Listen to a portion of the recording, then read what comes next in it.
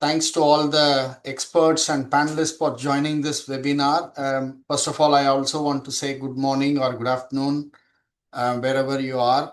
A warm welcome from International Water Management Institute and the partners for organizing this Advancing Early Warning for Webinar series around the world. It's a great pleasure to open today's webinar on Turning the Tide, Advancing Flood Forecasting for a Resilient Future, which is very important in the regions we work when it comes to flood forecasting for translating warning to action, which, it's a key pillar of global initiatives on early warning for all, led by WMO, UNDRR, IFRC, and ITU. So this is very important to recognize the partners who have committed to join today. This includes JRC, the European Commission, Google, and as well as the partners from WMO, CNR IRP from Italy, as well as from the Water Resource Management Authority. Last but not least, from the Flood Map, Juliet Murphy will be moderating the session. This is in a series of our 19 podcasts of the webinar being organized by International Water Management Institute.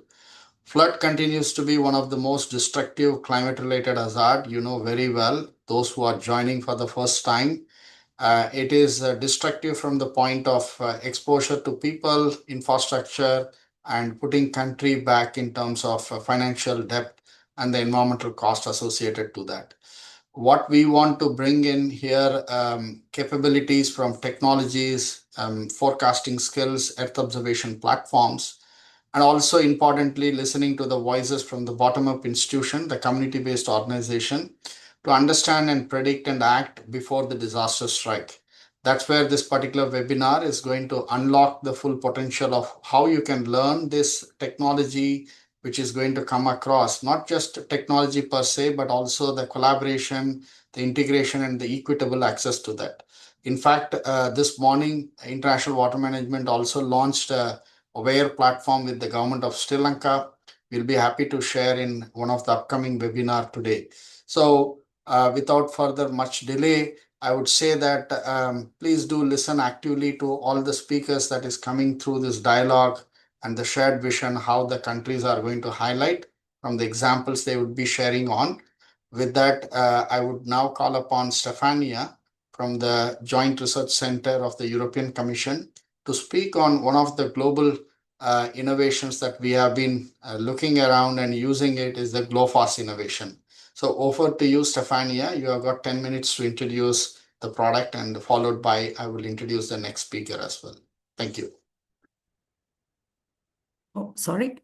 Thank you for the very kind and extensive introduction. My name is Stefania Grimaldi. I'm from the European Commission Joint Research Center, and it's a very great pleasure to share with you in 10 minutes the products of the Global Flood Awareness System of the Copernicus Emergency Management Service. I will now try to share my screen. Okay. Let's see.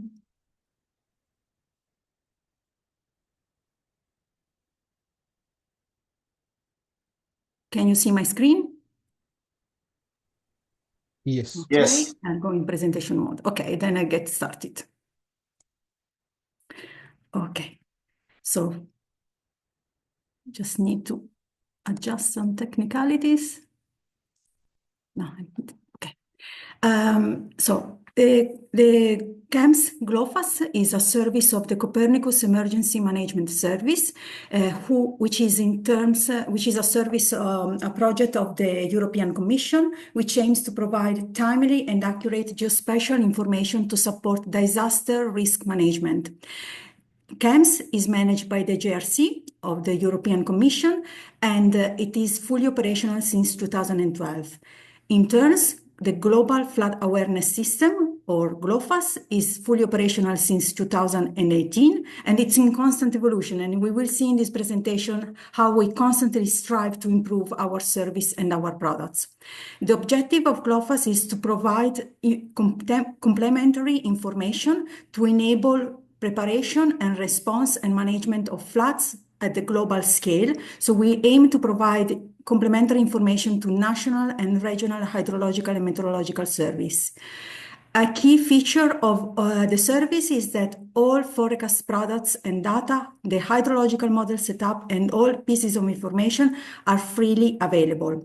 In this slide, we can actually see what information GLOFASS offers in terms of supporting early warnings. It's complementary, probabilistic, and harmonized early warning information. Specifically, we provide global hydrological ensemble forecasts, which are updated daily, every day, for each pixel of the globe. The pixel size is 3 arc-minute or 0.05 degrees or 5 kilometers.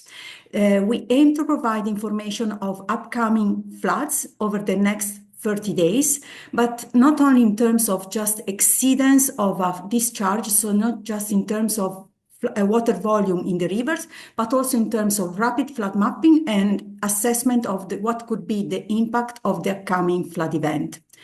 This is for what we call the medium range forecast, while if we want to have information about longer lead times, meaning seasonal and seasonal forecasts, we also offer up to 4 months ahead information of predicted anomaly of wet, dry conditions. Of course, discharge or how much water is flowing to the rivers is the key piece of information that is offered by the CAMS GLOFASS system, but we also make available to all our users additional and complementary information that are really important to support the understanding and the use of the forecast. This information relates to soil moisture, snow cover, forecast consistency tables, and also the performance of our model for past flood events. Unfortunately, in 10 minutes, it's a bit short time, but I will try to guide through a very quick slide on how these forecasts are delivered. We take the weather forecast in terms of precipitation, temperature, solar radiation, and wind speed, and we use this information as input to a spatially distributed, physically based hydrological model, which is open source, and it's named Open Source ListPad. This model is capable of accounting for the main hydrological natural processes, so rainfall, runoff, snow melt, evapotranspiration, soil water infiltration into the soil, and of course river routing and also lakes. But it also accounts for the interaction with humans, meaning that we account for water abstraction for human purposes, and also for dams. Using the weather forecast as input to the hydrological model, we produce an ensemble hydrological forecast dataset, which is then compared to the climatology.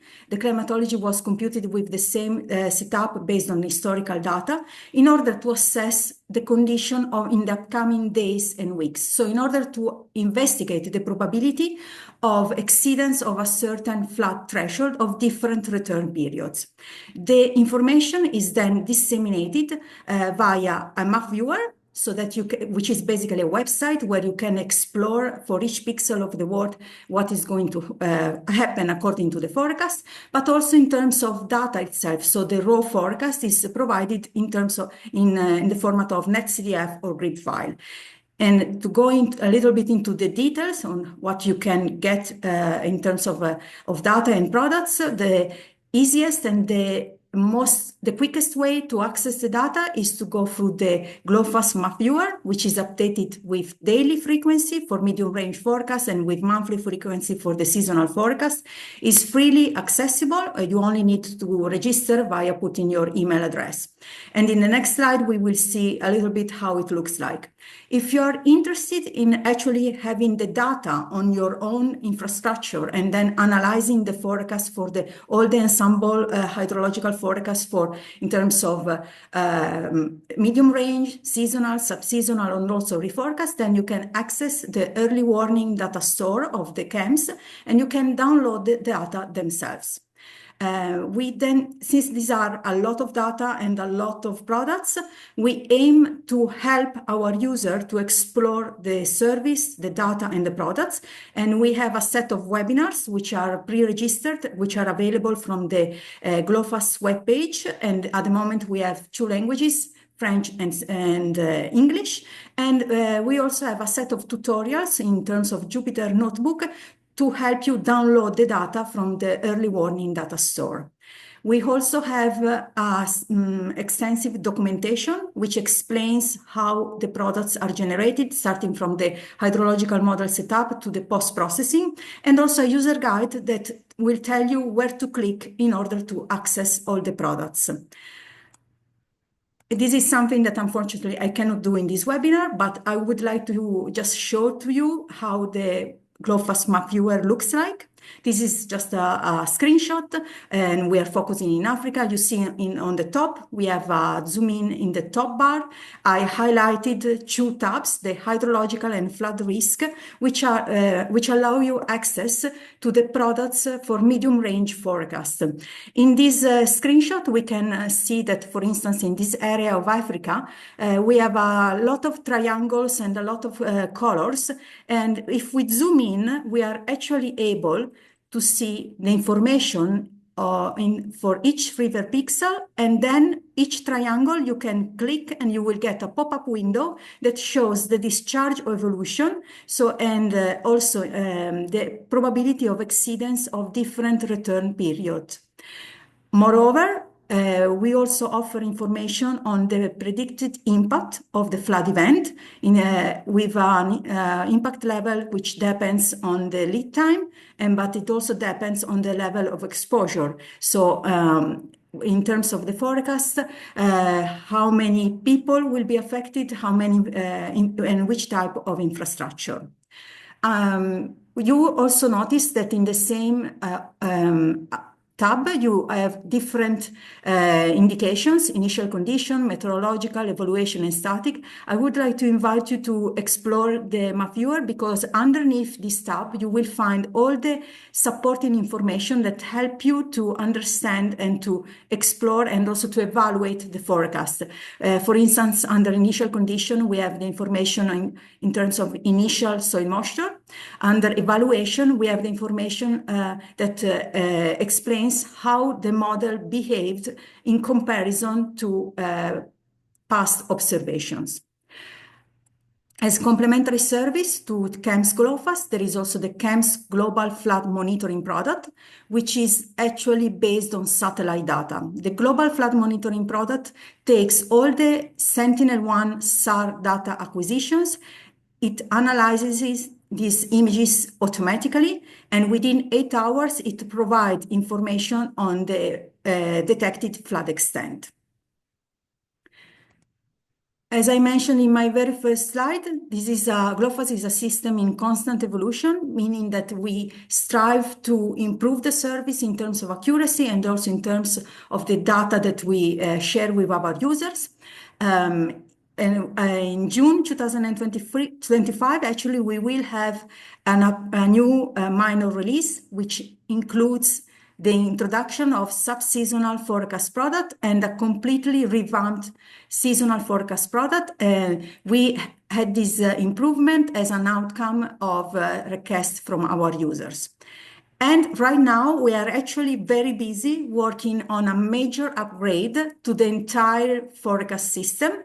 The current operational version of GloFast is GloFast 4. We are working on GloFast version 5, which will include large improvements to the hydrological model, improvements to the input maps, and also completely and revised calibration with roughly 50% more additional stations. Here, for instance, on the right side of the slide, we see that we have in yellow, all the yellow points are the calibration points for the new version of GloFast. In light blue is the area that was calibrated in GloFast version 4. In orange, we can see the additionally calibrated area for GloFast version 5. We had a webinar explaining into details all the improvements of the upcoming version. This webinar will be soon published in the link under the link that I shared in the slides, so please watch out for this space. In this presentation, I would like to share with you just a preview of the results for a catchment. This is the Limpopo catchment in Africa. On the left of our map, we see a map with a lot of dots. These are the performance of the upcoming version of GloFast in terms of modified kg. And we go from red, which is the worst performance, to blue. So the more you see green, the more you see blue, the higher is the accuracy of the model. To have a feeling of how much GLOFASS version 5, the upcoming version, is improving the performance compared to the current version, we can have a look at the two maps which are on the right side of the slide. In the middle map here, we have the difference in terms of modified KGE. Wherever we see green, from light green to dark green, we have an improvement compared to the previous model. Wherever we see white is more or less the same performance, and the few points pink, and there are no points in red actually, it means that the new system will have lower performance compared to the previous one. Finally, on the right side, we have also comparison in terms of correlation, which basically tells us if the model is capable of getting the timing of the flat peak right. And again, wherever you see green, light green or dark green, we have an improvement in the new version compared to the previous one. So overall, what we are seeing is that the new version will provide an improvement in accuracy in terms of flat forecasts. The work is ongoing, and we aim to have this new release at the end of this year.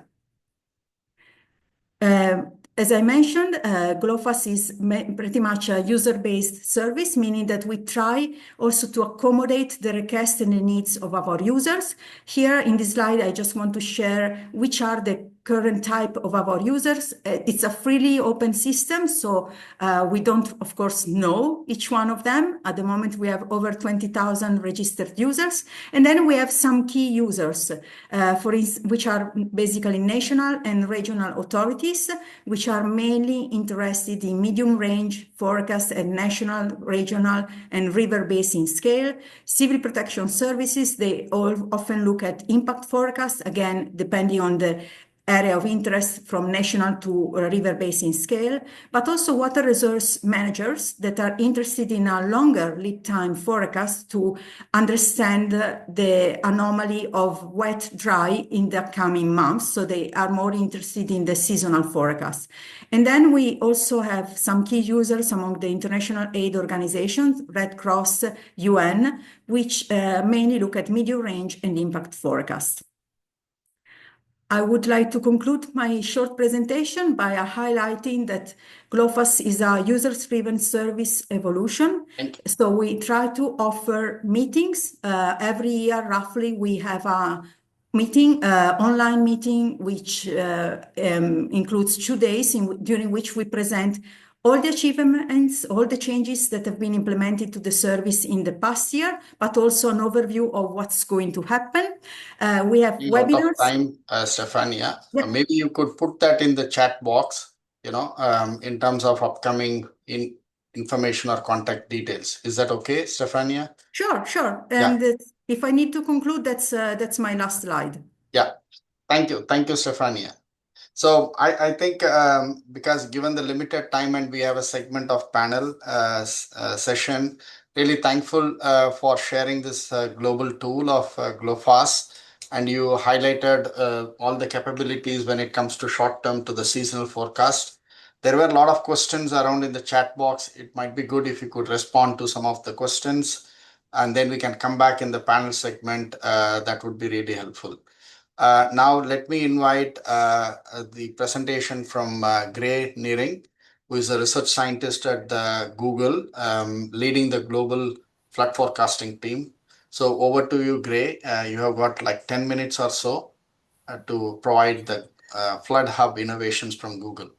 Thank you. Great. Can you hear me? Yes. Amazing. So I'm going to do this a little bit in...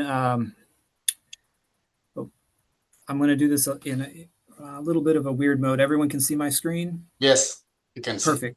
Okay. So Google does flood forecasting.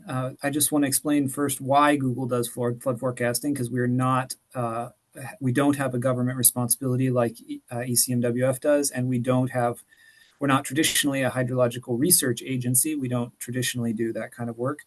Of course, Google does have a lot of research and has for many decades research in at least a couple decades in earth science because of tools that we provide like maps and Earth Engine.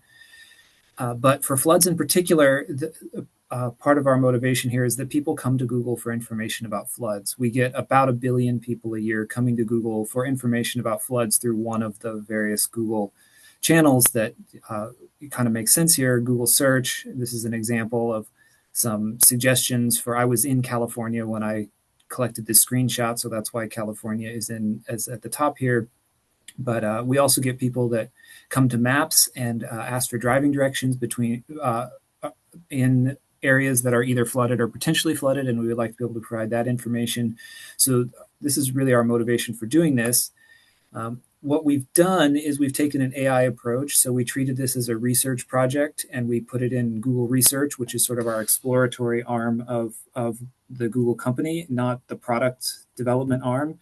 And we asked the question, can we build an AI model for flood forecasting to serve as many of the users of Google around the world as possible? So our goal is a global flood forecasting model. And we wanted to do this with AI because this was, we're an AI company. We do a lot of AI research, and we wanted to see if we could solve this problem that way. And so what we did is we collected all of the hydrology data that we could find in the world, and we trained a machine learning model with all of that data. And I want to say I don't have a slide to show this because I didn't want to pollute the slide, bother everyone with metrics, but the machine learning models work really well for this task. We're predicting river flows. What I'm going to talk about here is predicting the flow of water in rivers, predicting extreme events in riverine flooding, and we get pretty good metrics. And specifically, machine learning is powerful for getting skillful predictions in places without observation data. So if what you're seeing on the screen here is locations and record length of daily streamflow observation data at different points in the world. This is specifically the GRDC data collection. It's an open public data repository. And our goal is to be able to build hydrological models that work in areas that do not have data for training.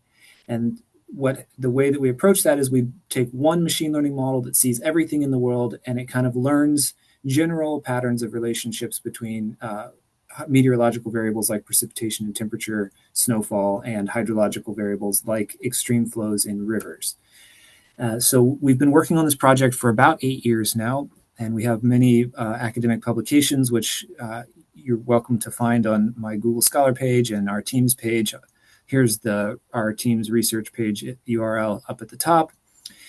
The way that we make this data available to the public, of course, is through Google Search, Google Maps, Google Weather products, but also through a dedicated front end called FloodHub API, which is very similar to the front end that ECMWF just showed.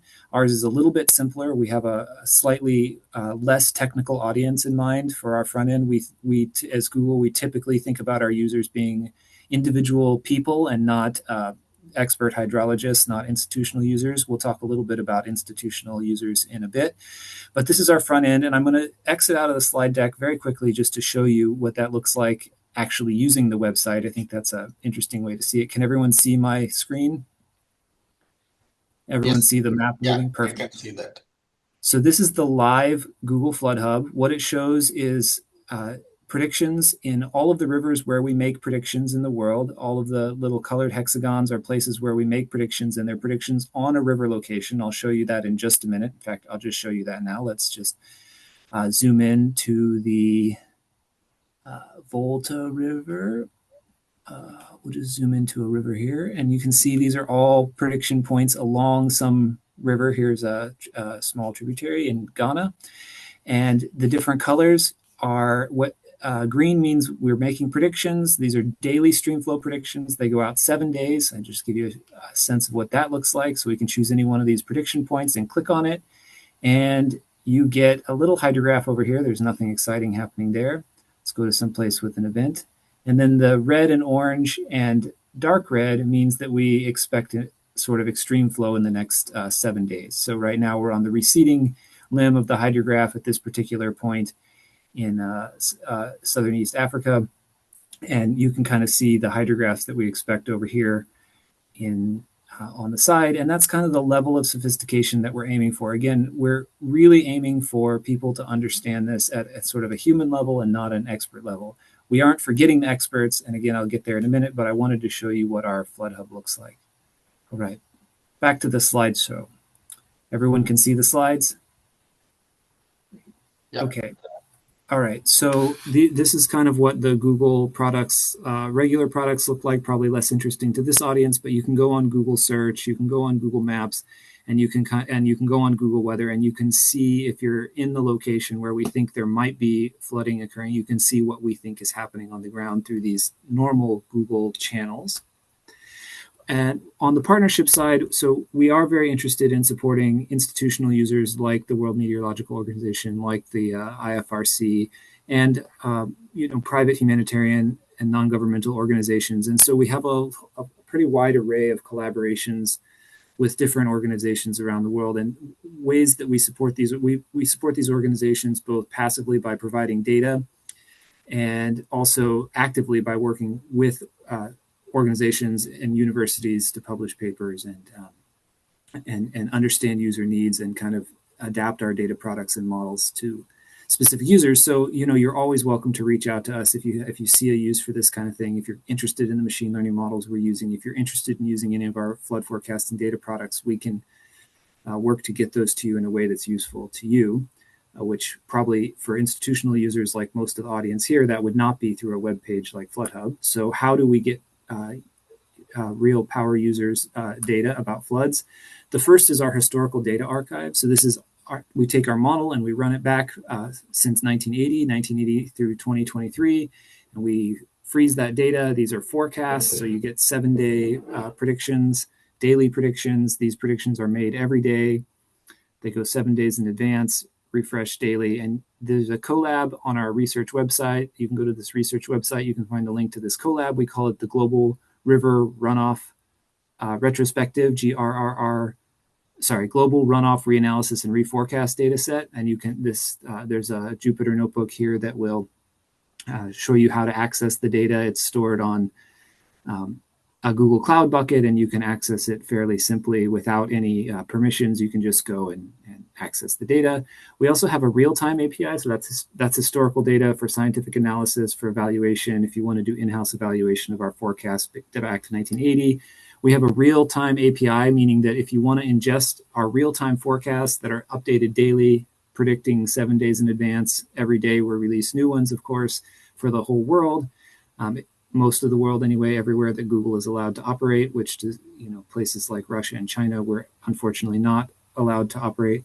So we don't make predictions there in North Korea, but in places where we are, you can get our real-time predictions through this API. The API you do have to register for. It's free to use. There's no cost. It's just that it's in beta testing, and we want to make sure that we know everyone that's using it. So you can use a QR code here. You can go to the website that's listed at the top of the slide, or you can take a picture of this QR code and it will get you a Google form, and you can register for access for our API. It usually takes a couple weeks for us to approve access. But again, this is not, it's available for commercial use. It's available for academic use. You can use it for whatever you want. There's no charge, but you do have to register at this point in time. We will make it open after it comes out of beta testing. So I'll just give you a sort of a very, very short introduction of what river flood forecasting looks like with machine learning models. It's kind of interesting. Our goal is to kind of take all of the data in the world. Of course, we can only vaguely approximate that goal. We take all kinds of mapped data, satellite data, elevation data, digital elevation maps. We take vegetation maps. We take soil maps. We ingest all of that data along with all of the meteorology data that we can sort of easily get our hands on. And this includes satellite-based precipitation data from NASA. This includes gauge-based precipitation data from NOAA in the United States. This includes real-time weather forecast from ECMWF, and also real-time weather forecast from GraphCast, which is Google's weather forecasting model. And we take historical reanalysis, weather and land reanalysis from ECMWF, and we take all of those things as inputs, and we try to predict streamflow data records. These are streamflow gauge data records in some 20,000 gauges around the world. One thing I didn't put in this slide deck that I should have is we've made some effort to collect as much of the world's streamflow data as possible, make it in one collected data set, and make it open source. That's called the Caravan data set. That slide is not, I don't have a URL for that slide, for that data set here. but it is open and public. You can find it if you search for the Caravan Streamflow data set, and you're welcome to actually add to that. It's a community data set, so it grows constantly by different countries, usually national countries adding their country's Streamflow data to the data set. There's been 7 and about 7 more countries that have contributed over the last couple of years. So we take all this data from all over the world, we train a machine learning model, and the way that we train this model from a hydrology perspective is as a lumped catchment model, meaning that we clip the weather forecast, clip the map data, clip the soil data, clip the remote sensing data to hydrological boundaries, and then full drainage areas, and we make predictions at different points on a river. And we make predictions at about 250,000 points on rivers around the world. That means that we're clipping about 250,000 drainage area polygons, and we're running a separate model at each one of those locations. So we train one machine learning model on everything, but then we run a separate, we run this machine learning model once every day for every one of these drainage area basins in the world. And the drainage areas range in size from, of course, a few tens of meters to a few tens of square kilometers to a few million square kilometers. And we found through extensive experimentation that that's kind of the best way to implement machine learning forecast models. Our models are based on long short-term memory networks. It's just a type of machine learning algorithm for anyone that's sort of familiar with this kind of thing. This is kind of the traditional, now has become the sort of classic approach for applying machine learning to hydrology problems. I'm not going to go into detail, but we do use this machine learning algorithm that was originally developed in the early 1990s for language processing, and it works fantastic for time series prediction problems like hydrology modeling. And, actually, I think that might be my last slide. Yep. I had a few other things to say, but that's kind of the main point. If what I'd really like for you to take away from this is that we have the Flood Hub available. You're welcome to go see the Flood Hub anytime you want. And we also have these public data sets and public-facing APIs that you can use to access our forecasts in real time, anytime you want. Just register. In fact, I'll put that back up on the screen. You can take a picture of this QR code and register for real-time access. That way you can integrate these forecasts into your in-house workflows if that's something that's interesting to you. All right. Happy to take questions at the end. Thank you, Gray, for this amazing presentation to highlight the Google products. I think a lot of efforts have gone in. I have looked at Google Flood Hub some years back, and now I see plenty of grid points has been opened up for public to validate and use it for. In fact, we are using it in our aware innovations in different way, GlowFast and GeoGlows. We'll be happy to look at also the Google Flood API. I think the partners and the participants have got a lot of exposure to both the innovations, which have been available in public domain for quite some time. So again, appreciate both Stefania and Gray for providing this opportunity. Now I would introduce Juliet Murphy, is the CEO and co-founder of FloodMap, is a Brisbane-based company providing AI-driven flood forecasting and real-time flood intelligence. And it's my great pleasure that you take over from me to moderate this session and invite our 3 extreme panelists to provide their intervention. So over to you, Juliet. Thank you so much, Giriraj. Pleasure to be here and introduce and moderate this panel today.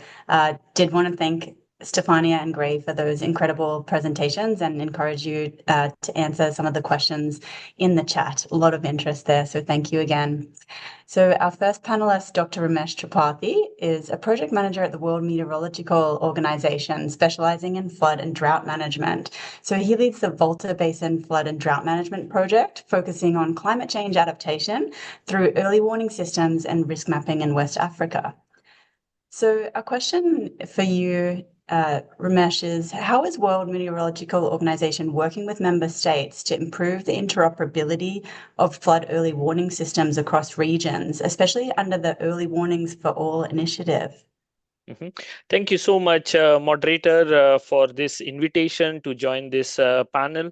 It is my pleasure and honor to share some of the experiences of WMO on Early Warning for All initiative, especially working with our members, which are National Meteorological and Hydrological Service. As we are, going through early warning for all initiative, we are almost around midway, and what we have observed based on the data collected last year in December, at least 50% of the member countries have reported to have multi-hazard early warning system that are operationally available. But the challenge remain whether it is covering entire country or particular basin that are prone to floods or droughts or other hydrometeorological hazard.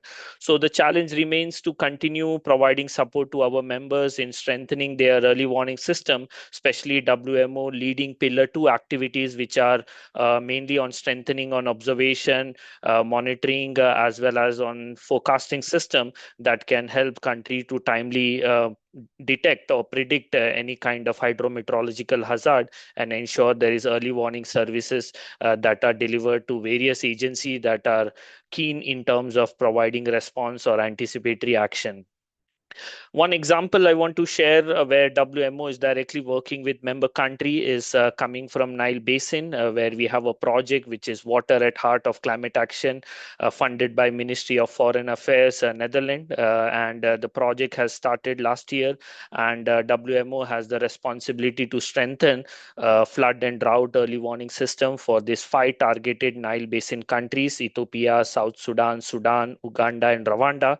And once we were on board, our first goal was to carry out national capacity assessment, where we understand what is the current capacity, what are some of the gaps and needs in observation and forecasting, and then built upon what is already there. So, as I said, based on this capacity assessment, we understand there are multiple systems that are already available, especially from regional partners like ICPAC and NBI, as well as some technical partners like Chima Research Foundation. They have their regional Maidavetra system.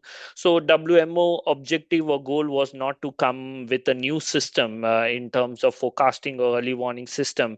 We wanted to make sure that we built upon what is already available, fulfilling some of the gaps and needs. And what we have observed that, many of the system that are there is not very accurate or does not give that kind of trust or reliability in terms of communicating warning, especially by our member countries. So our role will be to ensure that we can strengthen this, especially in terms of data collection and data measurement, as we were talking about previously, that local in situ data is very important in terms of calibration of hydrological model. I'm sure the system presented by GloFast as well as Google Hub, they are very keen to having good reliable local data in terms of real time or near real time, to ensure that whatever the model output comes out is as accurate as possible. So our goal under the project is to make sure we put efforts in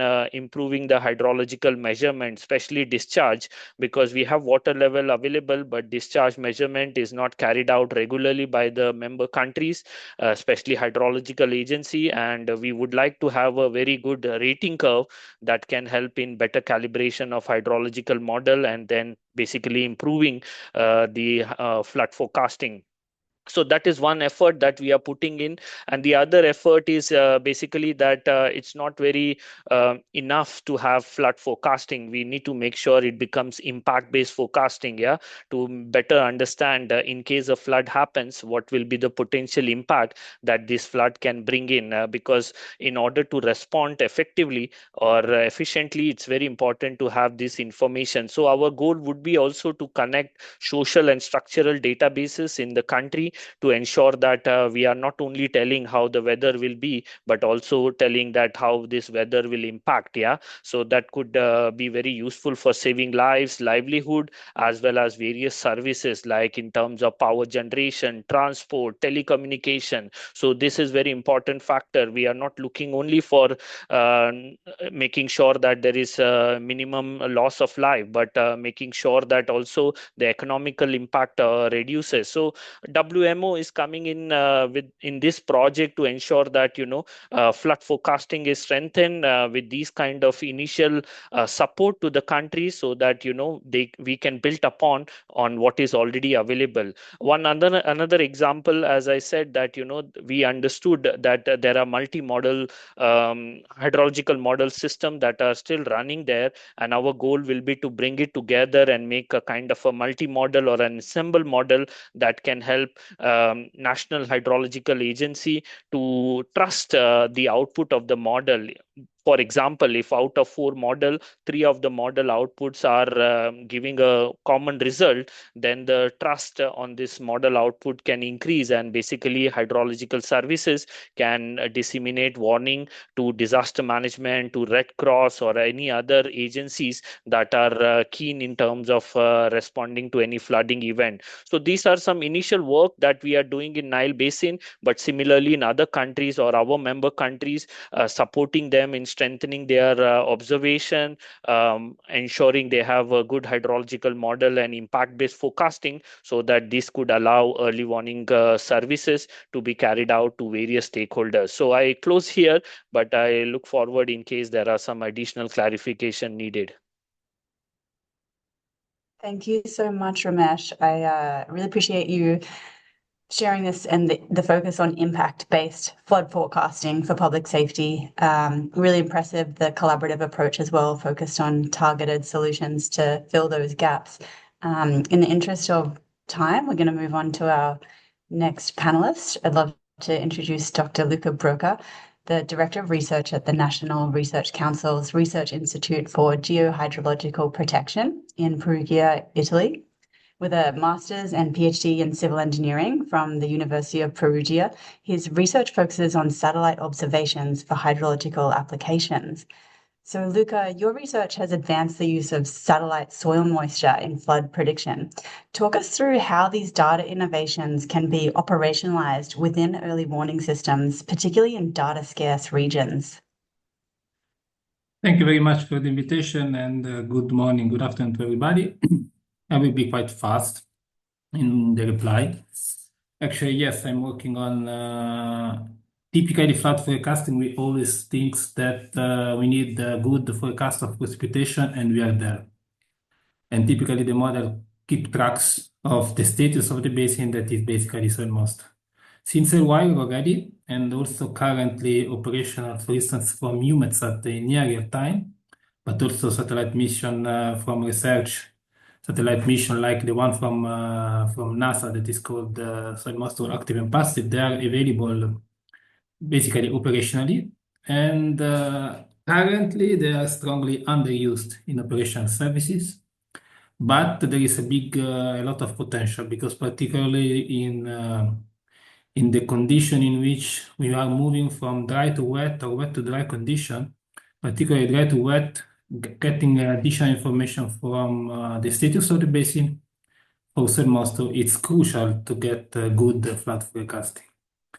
And in our research, we did, and not only us, of course, several people did several tries for assimilating soil moisture into the flood forecasting modeling, but still not available in, for instance, system like GLOFAS or EFAS. Also in the Flood Hub, I have seen from the slide of Gray that they are mostly focusing on getting precipitation correct. That is, of course, one of the first main driver, but also soil moisture would be nice to be added.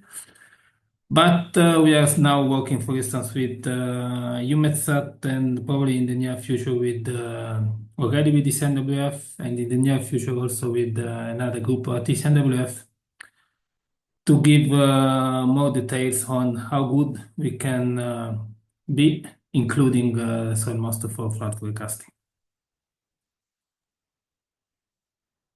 Luca, thank you so much.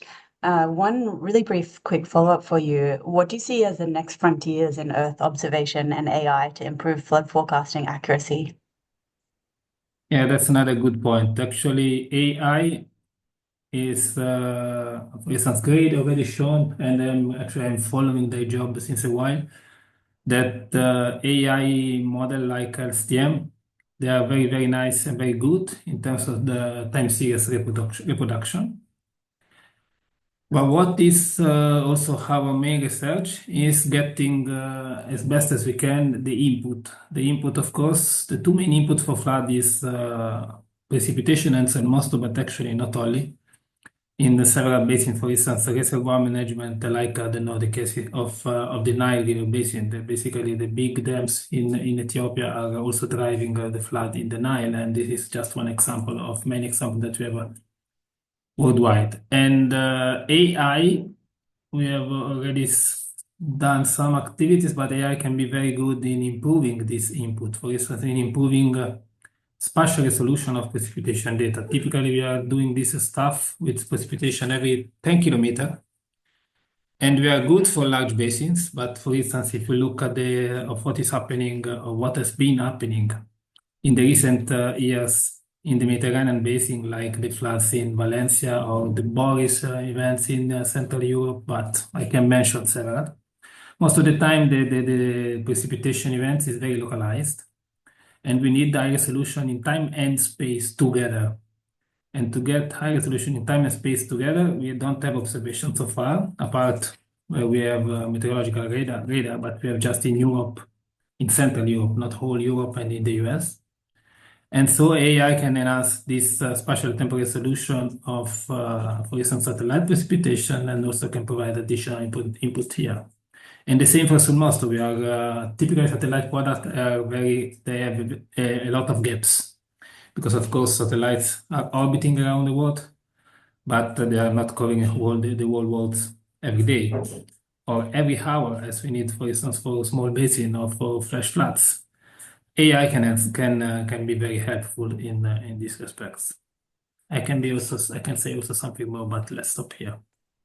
Thank you so much, Luca. Really exciting. Yeah, I could listen to and talk about these exciting examples all day. So thanks for sharing those examples of leveraging satellite imagery and AI to advance flood forecasting. We will move on to our last panelist today, Engineer Douglas Lubaba, who's Acting Water Resources Operations Manager at the Water Resources Management Authority in Zambia. With a master's and bachelor in civil engineering, he has over 15 years of experience in water resource management and oversees regulation, monitoring, and conservation of Zambia's water resources, including surface and groundwater systems. Douglas, tell us from a national agency's perspective, what have been the key enablers and barriers in implementing flood early warning systems in Zambia? Thank you so much, moderator, for this, and I'm happy to be here. I think good afternoon to all who are part of this webinar. With reference to your question, I think Zambia is quite very vulnerable to flood, and with that it comes with a lot of opportunities that we have, which we are calling enablers here. So one of the key enablers that we have is the issue to do with the government prioritization. The government has prioritized the issue to do with early warning system and information and actions towards that in its own policies, which is quite very key. And with that, it also comes with a part of the regulation framework that has been put in place. So you find that there are, I think, key 3 regulatory frameworks that brings on board the advantage or that sets us to the course to be able to implement a flood early warning system in the country. And then it has also promoted the issues, institutionalization of these things through the institutional frameworks. So we have institutions that are responsible to be able to generate, to monitor, and also disseminate and to act towards the flood early warning system. So the authority where I'm coming from, the Water Resources Management Act, we have kind of have provisions to be able to establish these early warning systems in the country, and then work in collaboration with our key institutions such as the Meteorological Department, as well as the Disaster Management Unit. These are quite very good enablers for us.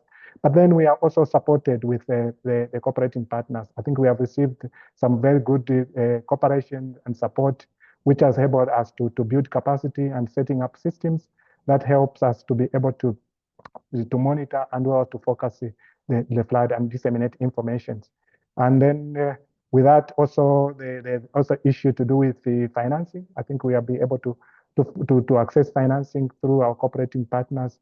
And the example of these cooperating partners are suppose the UN agencies, UNESCO, Red Cross, including academia as well, where we receive a lot of funding and also support to be able to establish this early warning system and able to enhance them and disseminate to vulnerable community information. And the other enabler is the issue to do with the advancement in technology. I think over the years, we have seen a lot more advancement in technology, which become available. Part of it open source. We have got these global data sets, which are able to enhance with our systems, as well as the GLOFAS, which was being discussed by Stephanie. I think we are privileged to be users of GLOFAS who are providing most of this information, and issues to do with satellite data, with rainfall data, combined with the capabilities which are coming in forms of the communications. We talk about mobile networks, which are now spread over in the country. So people will be able to receive information on their cell phone, which is also very good to that. So the other enablers that I could also mention is also, I think we have also the presence of infrastructure and other systems which are available. If you look at the water monitoring infrastructure, like for field data from hydrology, I think we have that presence in our country. Whether it's weather information through the Met Department is there, telecommunication is available. The advent of social media also is an enabler because it's provided dissemination to be able, because people have cell phone, they have access, they could be able to get this advisory information about flood. Community involvement is also an enabler. I think the communities are keen to find out information about the flood because they are being impacted, so they are keen and they are involved. And the other last enabler, I know there are others which I could mention, is the presence of early action financing mechanism through the we call disaster response emergent fund. So Zambia is able to access that. So it's an enabler to be able to capacitate and also to support this endeavor. So the barriers also, it doesn't come with just enablers. I think we have got also a lot of barriers that also inhibit further progress to this. Is the issue to do with the inadequate investment. I think there hasn't been so much investment into early warning systems. So that also have affected in terms of the station that we have the ground stations to monitor flows and discharges. We realize that most of them, they are going down instead of increasing the number. So we're having more and more gauge readers, which is also disadvantages. As the maintenance and rehabilitation part of this station that we have also, there's not so much investment which is going there. The other thing is the data gaps which we experience because of the spatial distribution of these stations. So we have got data gap. So that also affects in terms of the reliability and accuracy of part of the information that we gather, which goes into our flood warning systems. And the other issue barrier is the trust, public trust in the information that is provided for. So because sometimes when you're trying to predict and to project, we find that some of the information, it might not come the way there is. The public, once the information goes back, there is less public trust. But now I think we have seen more and more public trust in the information that is coming from the national, our institution like ours, when we generate these flood warning systems, which is quite a good thing that we have seen.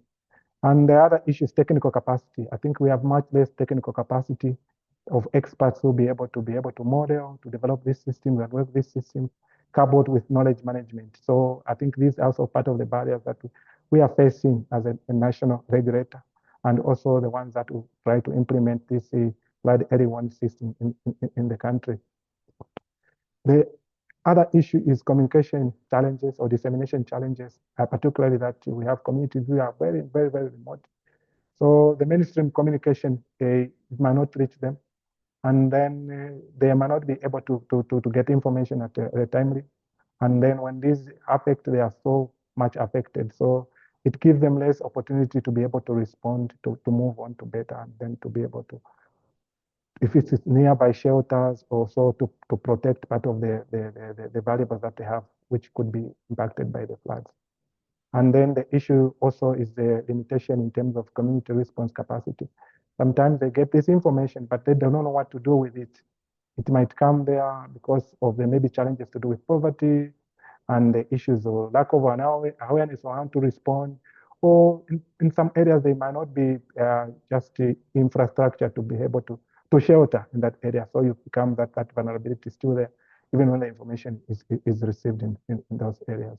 And the lastly, part of the issue, this maybe I've touched up, is to do with the sustainability and maintenance of part of the early warning infrastructure long term, even when we are supported by cooperating partners. When it comes to upgrade, sometimes the cost of these things to upgrade becomes very, very challenging to us. And I heard also when we were talking about the GLOFASS early warning system, we used to have a challenge to do with the resolution, the spatial distribution. I think earlier the spatial resolution was quite huge when it comes to local impact. So localization was an issue. But we are happy with GLOFASS. I think they have improved, and also working with other partners, we have managed to enhance our localization of this flood early warning system. I thank you. So much, Douglas. Really, we know that collaboration is critical to successful disaster management, and these are some, highlighted some great successes with cooperating partners to improve, financing, adoption, and building trust. So I'm going to hand it back to you, Giriraj. I know we're very tight on time, but thanks to all the panelists. Yeah. Thank you, Juliet. Though we have running short of time, as we were expecting to have some questions from the audience. But I do see there was a overwhelming response from the participants, and also information that were shared by across the experts and the panelists. Given this time is very limited, what we would highlight is the summary of this webinar will be shared in the same portal link which I shared an hour before. So thanks everyone to all the speakers and the panelists, and also excellent moderation by Juliet. So we have the next webinar session that will happen on 12th of June. This is a contrast to flood. On the other side of the story is the drought, and where we are bringing much more global experts. So if you are interested, do join the Zoom invite. So as I said, we have 18 webinar series addressing the supporting the advancing early warning for all initiatives. So we look forward to see you for similar other webinar event, and we will of course have a different set of speakers with who is going to talk about not the extreme flood, but more on the drought issues. So thank you again, everyone, for being with us, and see you all later. Have a good day. Thank you. Thank you.